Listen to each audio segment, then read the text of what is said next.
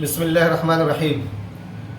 Share market के हवाले से सवाल आया है। एक साथी का कहना है कि मैंने करीब 7 लाख रुपए शेयर में लगाए, जो घट करके आज मेरे 5.5 लाख रह गए, यानी कि 1.5 लाख का नुकसान।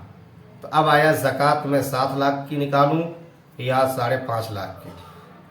देखिए, ज़कात का उसूल ये है कि आपने जो भी वैल्यू लगाए हैं उस पर साल गुजर जाता है और वो ज़रूरत से ज़ायद है, और ये जो वैल्यू है ये आपके जो सोने चांदी के मायारात रखे गए हैं, यानी कि सोना 87 ग्राम 480 मिलीग्राम हो, उसका जो पैसा बनता है उसके वैल्यू के बराबर आपने पैसे लगाए या साल भर गुजर गया तो उस पर ज़कात आएगी।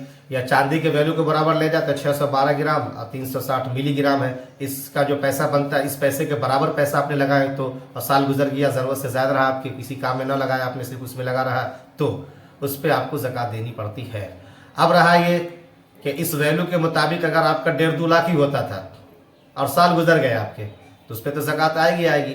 अब रहा ये कि उस लिहाज से 7 लाख रुपए होते तो 7 लाख का आप 2.5% निकालते, लेकिन वो गिर करके अब आपका 5.5 पे आ गया है, तो आप इसी के मालिक माने जाएंगे। 5.5 लाख का ही आप ज़कात निकालेंगे। जो लॉस है उसको माइनस करके जो बचता है उतना ही पे आप ज़कात निकालेंगे, उससे ज़्यादा की ज़कात आप पर नहीं आएगी।